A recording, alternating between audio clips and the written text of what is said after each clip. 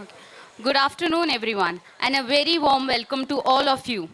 We are gathered here today for a special occasion, the launch of a remarkable book, Nemmi Neelam, translated by the talented Avineni Bhaskar and brought to you by Chaaya publication. I welcome Vivek, Shanbhag, Vasudhendra, Jeyamohan, Avineni Bhaskar, Arunank, Latha, and Dr. Mrinalini.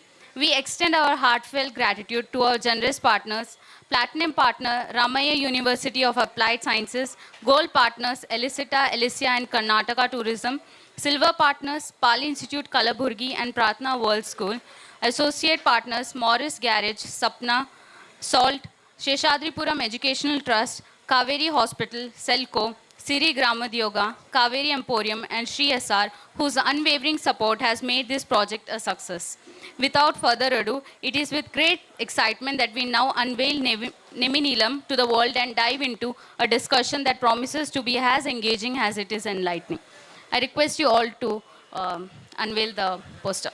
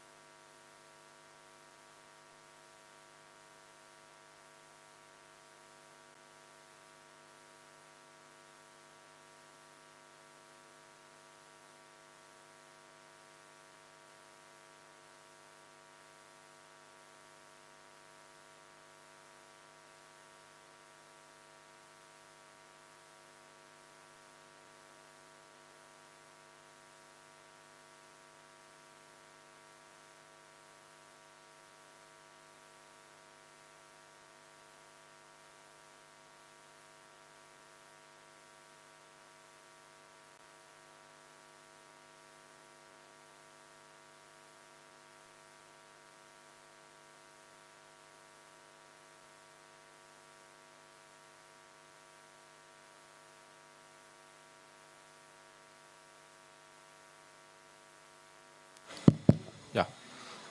Good afternoon, everyone. I thank you, everyone, on behalf of Chaya Publications. It's so esteemed to have you all here. Like, there are many Telugu people who are especially came for release of the book from all the way to Hyderabad and across the Telugu states. So it's so honored to have you all. Dr. Mrinalini will chair this session. I'm handing over mic to Mrinalini. Thank you, Arunank. Good afternoon to all of you. I deem myself highly privileged to be on this stage, especially with a writer whom I was recently acquainted with through his stories and whom I admire a lot. I would call him a unique Indian writer. I don't think he's confined to Tamil, though he writes in Tamil, but everybody across the country are reading him in translations anyway, and he's got fans all over the world. So I would call him an Indian writer. And that too, I would like to use the adjective unique for him rather than great or outstanding, which are anyway understood. Why I'm calling a unique writer is because nobody else writes like him. They may write better, they may write differently. They definitely don't write like him. The main thing I found about his stories was the uniqueness in the subjects he takes, in the way he follows with the subject, and in the way he reveals himself through his stories. He not just portrays the characters, but he reveals his own character, his own philosophy of life in all the 12 stories that are there in this book. It contains only 12 stories, but it is huge. From that you can guess how long each story is. You can't call him a short story writer at all. He's a long story writer. He can't write short stories. And he's not even bothered about it, and as readers, we are also not bothered about it. We don't even find the length scary. We enjoy, because it is the ultimate experience which makes us one with him. And the core of his writing has been, I would think, the values in each story. He would say probably dharma, yes, dharma, but dharma is again, I would say it's not absolute, it's relative. So when we talk about dharma, he is talking about a dharma which comes naturally to a human being and not acquired as a characteristic. That sort of dharma which has to be naturally imbibed by a person. That is the dharma that pervades all the philosophy of his stories and the subjects of his stories. Well, if I could talk more, Jeyamohan will have to talk about his own stories later. So I've already, yeah, Vasudeka Kutumbam, yeah. So because whatever he says, his sentiments, his expressions, especially his similes, his language, I am very unfortunate because can't read him in Tamil, but I'm very fortunate because Avineni Bhaskar has made an outstanding translation. So I'm thankful to Bhaskar because now all the Telugus over here and all over the world, wherever Telugus are, they are able to read him and understand him and enjoy and also experience the experiences of Jeyamohanji, because I'm calling them experiences. He has taken more live characters in his stories than created characters. They are both created characters, but mostly live people as his characters. And whoever the character is, he becomes one with them, so that we also become one with them as well as him. So that is the unique experience I had reading his stories, and I'm sure the Telugu translation that is being released today will give you all this similar experience. So I now request Vivek Shanbhag ji to release the book and say a few words.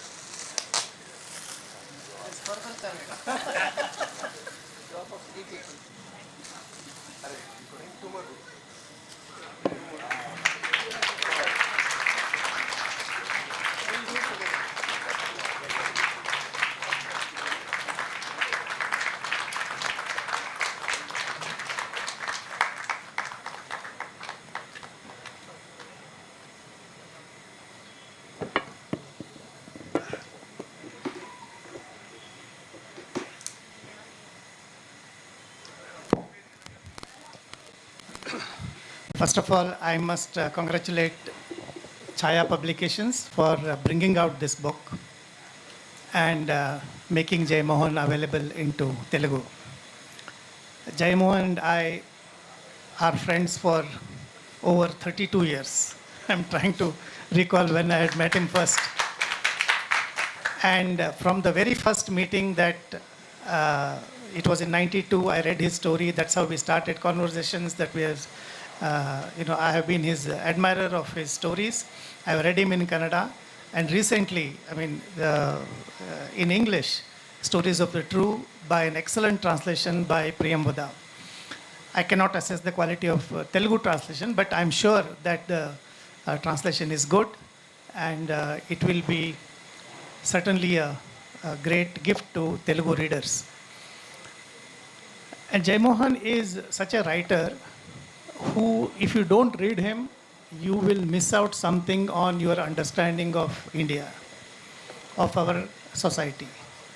Because it is not something which is, he is a writer who goes so deep into the human behavior and human psyche, and what is it which has influenced a certain behavior. Because there are certain things, see, it is very easy for us to point at reasons for certain behavior. We always want to see excuses.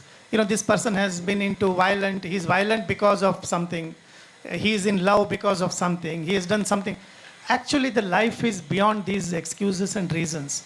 And only a writer with real understanding of human behavior and the depth comes from philosophical readings and that worldview. And Jeyamohan is one of such rare writers who can provide this. These stories are about dharma. I must say I have read them only in English. I'm sure it is much more effective when one reads in Tamil. But dharma is something which is so elusive. It cannot be explained or defined. It can only be understood through fiction. And that is the thing that Jeyamohan has done excellently in these stories. I can't remember to how many people I have gifted this book to. And Jeyamohan has a very great following even in Kannada. This book is being translated into Kannada, but it is yet to come into Kannada. I wanted to start saying congratulating Jeyamohan for this book, but actually I don't want to do it. I would only want to thank him for writing this book. The congratulations must go to the publishers, because it is not Jeyamohan who is benefiting. It is we are benefiting by his translations. It is the Telugu readers who are benefiting by translations, and hence this congratulations must go to the publishers for putting this effort, because it is a lot of effort in bringing a book in another language. And Chaaya has been doing a great job. They are also my publishers. So what do I say? I must urge you, all Telugu readers, to please read this book. Buy one for yourself and one for your friend. Thank you. Thank you, Vivek ji. Since you mentioned about the Telugu translation, I just want to give a clarification on the title of this book. The title of this book is Nemmi Neelam in Telugu. It is actually meant peacock in Tamil. He meant peacock in Tamil, but when Bhaskar translated it, he made it Nemmi Neelam. In Telugu, Nemmi doesn't mean, Nemali means peacock, as you all know, but Nemmi does not mean peacock. Nemmi has 4 or 5 meanings. It may be friendship, love, and comfort, and nemmadi, slow, nemmadi, the gentleness, as well as happiness. All these are meanings from Bharatam. You can find usage of this in Telugu Mahabharata. If I remember, it's Aranya Parva. And then again, you can read it in Annamaya. Annamacharya Kritis, Nemmi is used very often in Annamaya Kirtanas. So these are the 4 or 5 hues of the meanings, which I think is very fitting for the particular story. That particular story, Nemmi Neelam story in Tamil. So that's very, very apt for this, because there are hues in that character. The lady who wears that blue sari. So that's the main, Chandra, she's the main character. So I congratulate once again Bhaskar for getting the hues of the story also into the heading. So he managed to get that too. That's why people are wondering what is Nemmi Neelam. So unless you read the story and read about the description of the blue sari, you won't know what Nemmi Neelam means. So you have to read it. At least for that sake, you have to start reading this book immediately. So before I go to the translator, I request Vasudhendra ji to say. Yeah. Good afternoon. I really feel very lucky and privileged to be part of this particular event, to be sit with Mr. Jeyamohan as well as our own Vivek Shanbhag, because I consider Jeyamohan as the most important short story writer of India. There is no doubt in it. I have read a lot of translations, both in English and Kannada, but Jeyamohan is outstanding. Absolutely, there is no doubt about it. And you all must read this particular book. So what is special of this book now I'm feeling is on this stage is, Jeyamohan's mother tongue is Malayalam. He writes in Tamil, which has been translated to Telugu, and we both Kannada authors are releasing book. Okay, so this is the true Book Brahma event, frankly. Yeah, so I feel very kind to Chaaya Publications. They are my publishers also, so they have published 4 of my books. And I feel so good whenever I meet a Telugu reader, they come and tell, I have read your book. It's very, very honor actually. So, and thanks to Chaaya Publications and Avineni Bhaskar also. I have read his previous translation. He's a wonderful translator and he has helped me in improving my Mohanaswamy as well. Okay, so in Tamil, he helped me to improve my Mohanaswamy as well. So congratulations to all. So what exactly is Aram? So Aram, he says, it's a dharma. Dharma, it's not religion. In Indian context, dharma doesn't mean religion. It has a very different meaning depending upon the context. Suppose if you go to a railway station or somewhere, if some beggar comes to you, he says, Dharma cheyandi babu. So in Kannada also we say, Dharma madi sir. What is dharma means? It's not religion, but it's a goodness, kindness, which can be there in so many forms. And he is trying to capture that dharma. Okay, so dharma is that the kindness which is inbuilt within an individual, and how does it will come out, is the challenges, and he is trying to find such spots, such personalities, and trying to portray like a biographies, but they are really become a very good short stories along with the biographies. So what is the technique which is used is, see, we all in Kannada, we have Jain literature. Our first writers are Jains. Okay, so we are always thankful to Jain religion. So all our first books in Kannada, in 9th century, 10th century and all, it's written by Jains. Jains, when they write the Jain philosophy, they use a unique technique. What do they do is, they take you to an endurance limit and then tell you the truth, what exactly it means. So I'll give you an example. Suppose if they need to teach you the importance of ahimsa, right? What do they do is, they keep on talking about himsa. Okay, the himsa is so bad, it can go to that level of himsa. And then finally, when you reach the climax, it's the endurance limit. Engineering students will understand what is an endurance limit. It's a breakup point, almost it will break. At that time, they reveal how important it is to be ahimsa. Okay, non-violent. So they teach you. It's same way they give lot of importance for celebrity. It's okay, so like that. So even celebrity teaching also, they keep on talking about karma. So much of karma, there's sex, so much it comes, and then they will drop you. So what does it mean? Vairagya means what?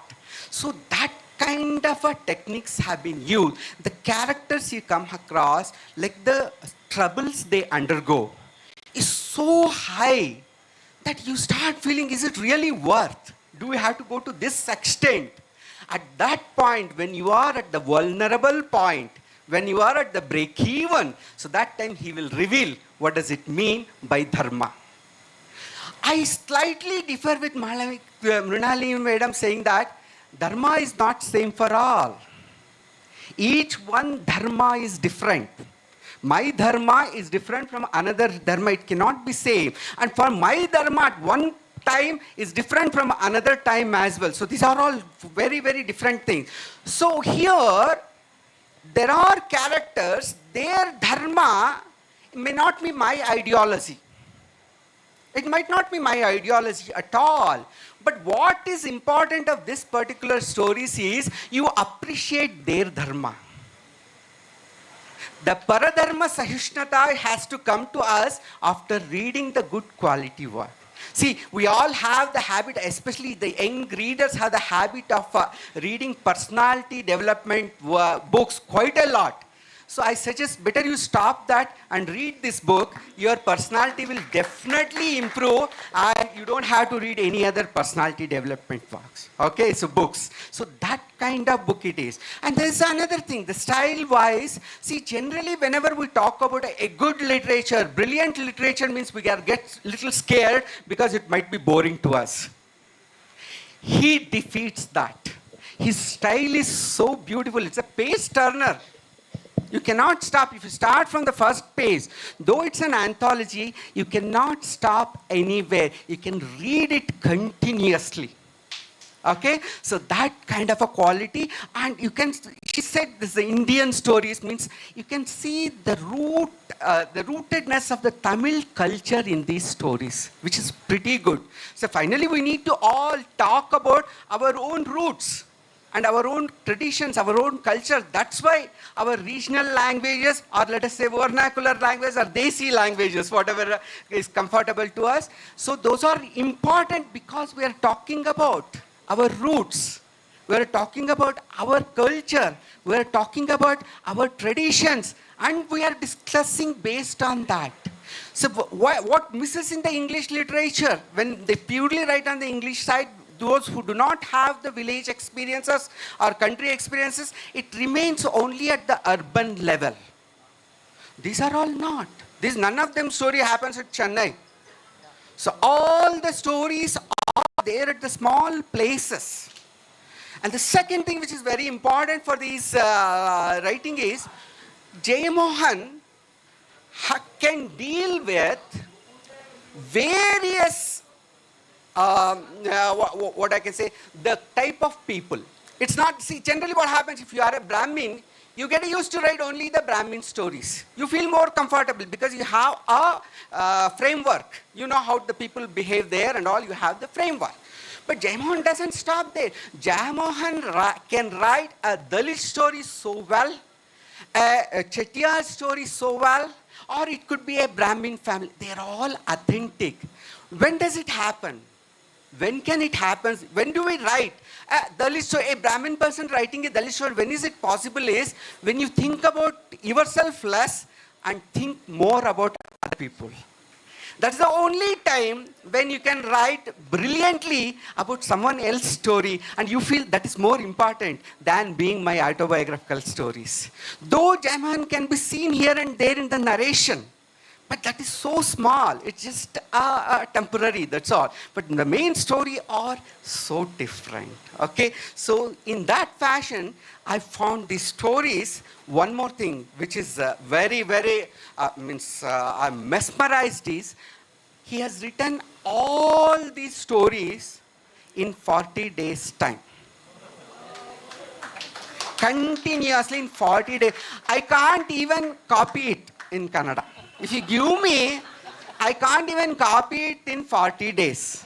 And he has written the original one so beautifully. And unfortunately, even I cannot read him in Tamil. So I don't know Tamil. I read all Priyamvada's translation, the beautiful translation of Priyamvada. I read it. They are good. But I feel more comfortable to read it in Telugu, most probably, because I can read Telugu. So very slow, but I can read Telugu. So and I know Avineni Bhaskar's translation, which is outstanding. So I would try to read the Telugu version. So I may get more closer to the Tamil stories than English, actually. So it's not degrading Premvada's translation. She has done a wonderful job, but still I want our stories to be told in one of the Indian languages, but not a non-Indian language. Okay. After all these things, I have one doubt, which I would like to present. Don't consider it as my arrogance. What we say is actually what I have believed in life is there are two things. One is dharmatma, someone who follows dharma. And one is rakshasa, who doesn't follow the dharma. Okay? So what I have always felt is all human beings stand in between this spectrum. Either they might be closer to dharmatma, or they might be closer to the Rakshasa, or might stand in between somewhere. That's where the gray shades I see. But what happens here is in this, is like, I feel like it's something totally idealistic characters. Do they exist like that? Is the doubt I get. But I feel that is my limitation of exposure to the world. He has definitely much higher exposure to the world than me. He would have seen, because most of them are real life characters. I think all of them are real life characters, and either he has met them or he has heard to someone. But what happens is, someone, when you are trying to convey a story, you need to make sure that you believe it. That is very important. Okay. Yeah, but realistic narration is different for making you believe is different.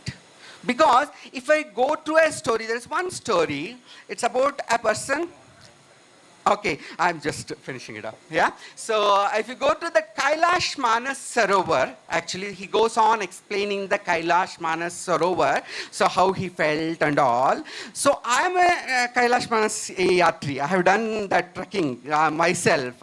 So I feel those details are not correct. They are not honest at all. So it doesn't happen like that at all in the Kailash Manas Sarovar. It's very different. But he makes you to believe it. He feels that it's good, like, yeah, it's true. There is no question about it. He makes you to believe. That's why it's a powerful writing. So with all that, I can keep on talking about these stories. I don't want to reveal about stories because you are going to read it. But one thing I'll say, if you don't read it, you are going to miss a lot.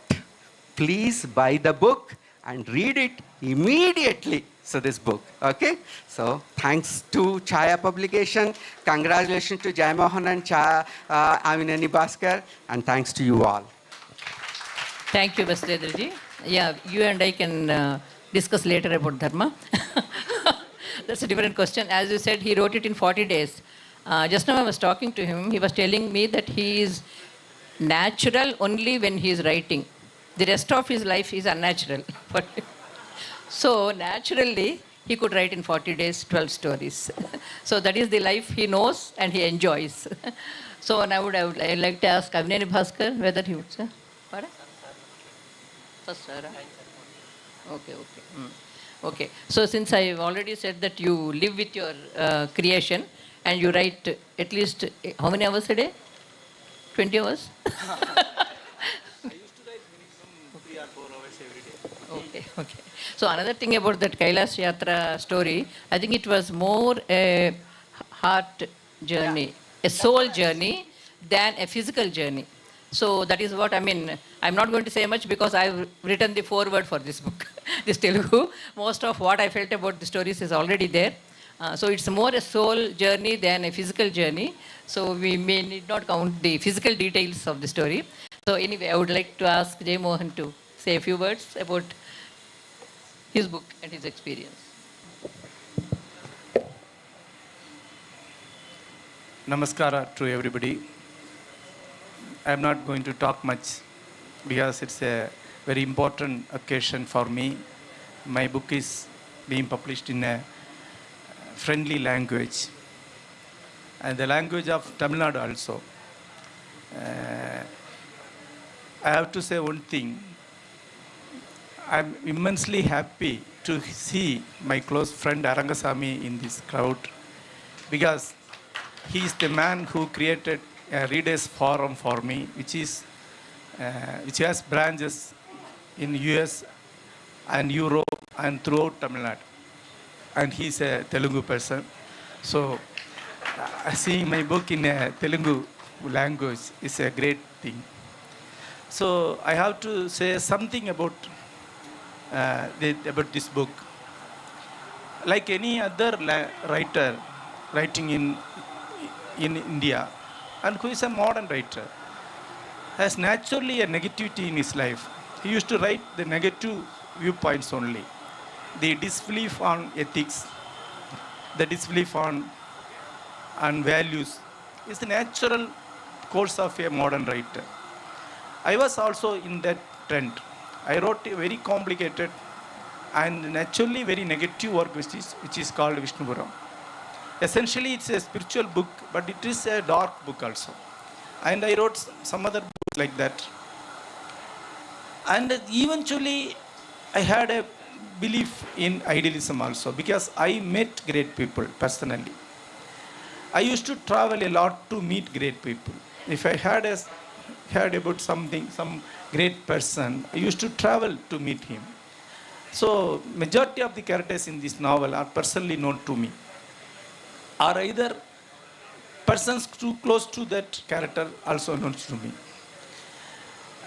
Then suddenly, at 2010, I lost my idealism. I felt that I am losing my idealism at the age of 50. Suddenly, I felt that I have a darkness inside me. You may heard about that period. A lot of political anomalies are erupted at that time, and a lot of corruption charges are in the air at that time. And suddenly I felt I lost the idealism in my life. And one day I remembered the hero of the story, Aram. And I started to write. I completed the story at a single stretch. It's a very long story. And I came down to kitchen, had a coffee, and started writing next story. So continuously I wrote these 12 stories and published them in my site. At the time, I think Times of India published a news about this story. Lightning strikes every day. That's the title of that news because it was an event at that time in Tamil. I would like to say something about the story of the IAS officer. He's very close to me even now. He's living in Mumbai now. He's like a brother to me. He saved me from some problems in life. particularly in my job. I wrote an article against Indian government and the Indian peacekeeping force invading into into Tamil areas of Sri Lanka. And I was suspended from my job, and he helped me to come back to the job. I personally know him very well. So I wrote the story. Actually, I wrote the story in 1991, a version. And my close friends read the story, and everybody said it is not correct. The story is not has that impact. So after 20 years, I started to write the story again. So now the story became very powerful and very effective. What's the difference? One, the first version, I wrote Avan, he. In the second version, I wrote as me. That's the difference. In this second version, there is empathy. That empathy means feeling the pain of the person in my life. That was the change happened in me also. That's why the stories become very, very big success. And this is the visiting card of my writing in Tamil, in Malayalam, and now in Telugu also, even in English also. The aesthetics of these stories are not my aesthetics actually. It's aberration in my writing. I am labeled as a very complicated writer, writing a very, very subtle and complicated works. These are not so subtle or not so complicated words. These are like, I can label these stories as modern Puranas. I mean, mythologies. I'm creating modern mythologies. See, Elephant Doctor K, he died at 2004. A small news was published at that time in Hindu. Apart from that, there was no obituaries, no notes, anything about him. And I wrote the story. I created a myth. I created a Purana against him, about him. Now he is the icon of Tamil Nadu. Through a single story, I placed him in the history. Now the story is in the 9th standard lesson, even in Tamil Nadu and Kerala. In Kerala, it is in 8th standard. In Tamil Nadu, it is 9th standard. So this is the writing can do. So what's the difference? A modern writer is always writing about himself. He is very self-centric. He has an ego. That's why he won't respect any other persons. All other persons are simply characters to him. So I suspended my creative ego in this work. So I felt like I'm a bard. Robert Frost once said, "You have to believe me because I am a bard." So I am a bard. I have a duty to sing great people. I have a duty to sing great heroes. They are the heroes of the history. And I'm a singer of the heroes. So that humbleness made this book. That's the reason why this book is so popular in Tamil Nadu, Kerala, and English and other languages. Because it is written by a simple bard about the heroes of our time. So I know the great persons I narrated in this work. Almost everybody I personally know. And about the narration, always I change the reality because it is not realistic story. These are mythologies. So I change the story according to the structure of the mythology. You can narrate any of these story. The only exception is Nemmi Neelam, I mean, Mail Kadithu. That story cannot be narrated to a child. But the 11 stories, you can narrate the stories to a child. The child will enjoy it. But if you are a sensitive literary reader, if you are a good reader, you can get more meanings, more layers in any story. So, for example, Elephant Doctor is a very popular story in Tamil Nadu. Almost every child used to narrate the story in his school. In many homes, I used to ask children, come on, tell me a story. Immediately the girl or boy starts to tell the Elephant Doctor story to me. They don't know me. So the story is independent from me now. But for a serious kind of reader, he can spot a major simile in the story, the worm and elephant. The dichotomy or the dialectics of elephant and worm, that's the core of the story. That's only for serious literary kind of reader. That's the kind of reading. That's why even in Peruveli, I mean Jatra, I changed the topography for a simple version, for a simple Purana version. But the story is real. I know the person is Komal Swaminathan. He traveled all the way to, he has cancer he had cancer in his spine, and with that pain he traveled all the way to Kailash in his last days, and he died after 6 months. So that's the story. But I made it simple. That is not so simple to go to Kailash. I traveled Kailash 2 times. I know very well the topography. But it's not a travel epilogue. So it's a kind of Purana. So the Purana must be like this. You can narrate it to a child. Then only it will survive. See, there is a very popular saying by N.V. Krishnavariyar in Malayalam. The most creative part of Ramayana is the tales of the Vanaras. So, through that tale, the Ramayana story can be narrated to any child. He will remember it.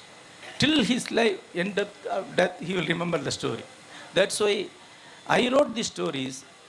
When I am writing the stories, I intended that this must be read by everybody in Tamil Nadu.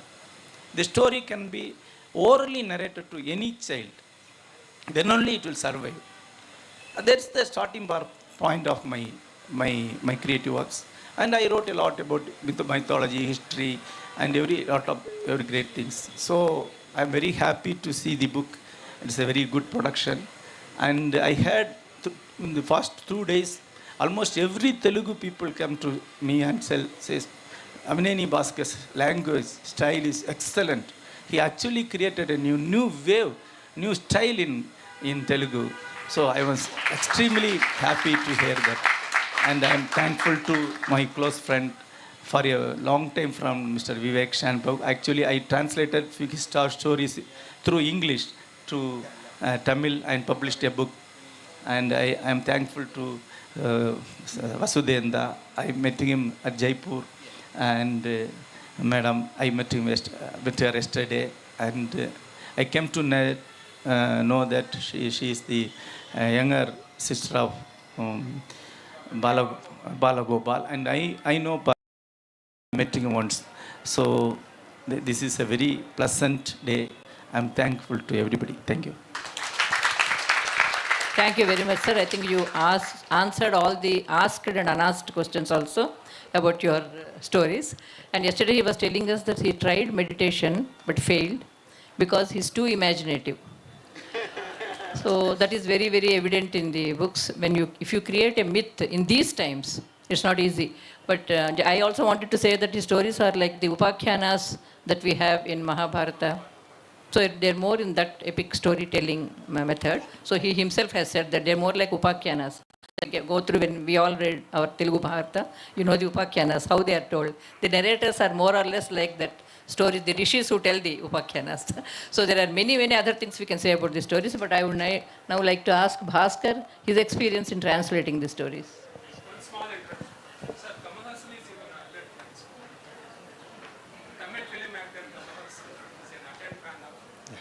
Yeah. Thanks everybody. My friend Vasudhendra, whom I know for almost 9 years, we've been talking on our phone very regularly for coming here. And Vivek Shanbhag sir, and Mrinalini ma'am, and Jeyamohan sir for giving this book for me. This kind of gave me an opportunity to translate into Telugu.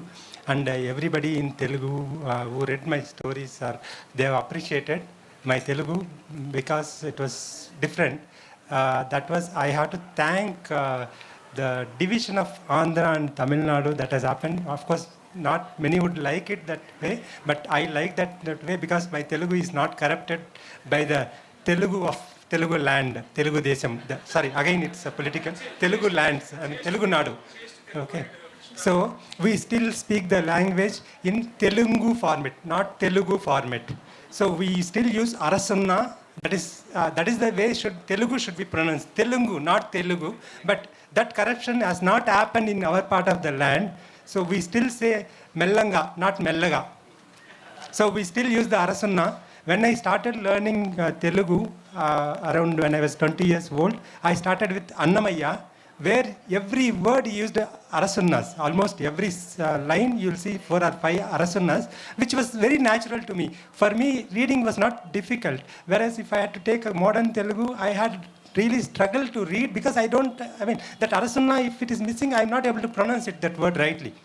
So I was not influenced by the films or the main media of Telugu by then when I started reading. So the Annamaya or Pothana, who wrote, that was so easy to me. And also I've been hearing Pothana in my home from my third or three, when I was 3 years or 4 years old. The Pothana made me, that though I didn't know the script, how to read, but I had Pothana within me. I knew Pothana padyams, every padyam with arasunnas. That's how our parents or everybody used to sing. So that is I had to thank my classical literature exposure, my parents and my surroundings who gave me that exposure. So that's all. The book is here. And sorry for rejecting when you gave me mic to talk. I wanted Jeyamohan sir to talk first because the time is very limited.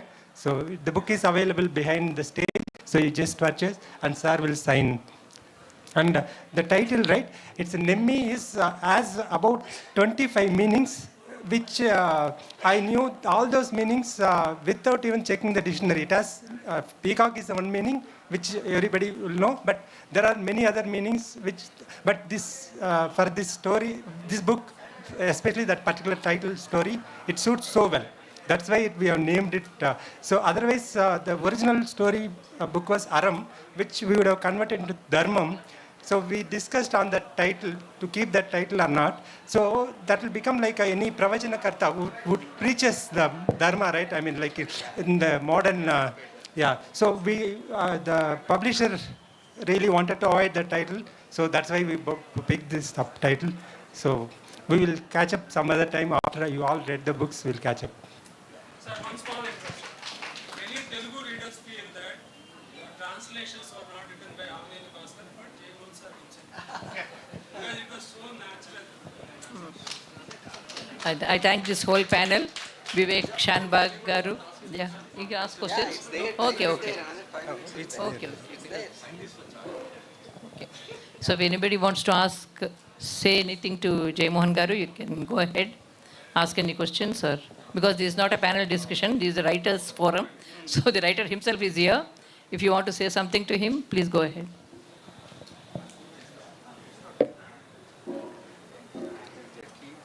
Okay, so I will just take 2 minutes if there is no question. So about the translation, right? If there is one writer in any language, that writer, one translator is not enough. We need at least for one writer, 10 translators. So if there are 10 writers in your language, let us say in Tamil, if there should be 10 Telugu translators to translate, because for one person translating all one writers itself is impossible. A writing is a spontaneous act, okay? But translation shouldn't be a spontaneous act. It has to be fine-tuned, refined. So any translation I've been doing for last 10 years, it is been edited by 4 different people at least 10 times, by 4 different people. So that is the thing I've been following. I'll follow this forever. So if that is followed, automatically the translation quality will be all right. And also the translator is not important. The main, that is the translator mind should have that. That you have to register that I am not the face of this book, the original writer. So I am just a bridge. The Travelers is 6,000 pages and it is seen 4 editions. Okay, in Tamil it has seen 4. It is about Mahabharata. And I have read original Mahabharata of Veda Vyas in Kannada translation. It is bigger than that. So Mahabharata is bigger than that. So that is the kind of capacity Sir Jeyamohan has. It's not easy and you don't get a chance to meet such a person very often. Definitely. You can just pick up the book and get the signature from the sir.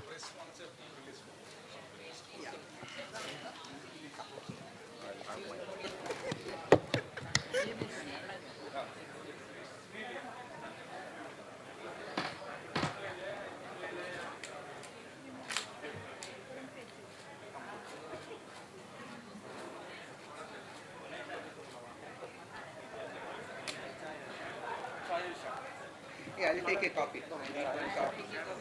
Arunank, I'll take this copy. I want to read this. Yeah.